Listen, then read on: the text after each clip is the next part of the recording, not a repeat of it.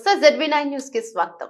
Cine industry పెద్దలు ఈ రోజు తెలంగాణ సీఎం రేవంత్ రెడ్డిని కలిసి పలు విషయాలు చర్చించి మాట్లాడారు. అందరూ సీఎంలు ఇండస్ట్రీని బాగానే చూసుకున్నారని, ఈ ప్రభుత్వం కూడా మమ్మల్ని బాగా చూసుకుంటుందని రాఘవేంద్రరావు తెలిపారు. దిల్ రాజును FDC చైర్మన్ గా నియమించడాన్ని స్వాగతించామని, హైదరాబాద్ వరల్డ్ సినిమా క్యాపిటల్ కావాలనేది మా కోరికని నాగార్జున సీఎం కి తెలిపారు. చిన్న చిన్న విషయాలు పట్టించుకోవద్దు అని శ్యామ్ ప్రసాద్ రెడ్డి మాట్లాడారు. అయితే ఇకపై బెనిఫిట్ షోలు ఉండవని ఇండస్ట్రీ పెద్దలకు తేల్చి చెప్పిన సీఎం రేవంత్ రెడ్డి అసెంబ్లీలో చెప్పిన మాటకు కట్టుబడి ఉన్నామన్నారు. మరి చెన్నారెడ్డి అక్కినేని వల్లే పరిశ్రమ హైదరాబాద్ కి వచ్చిందని త్రివిక్రమ్ తెలిపారు.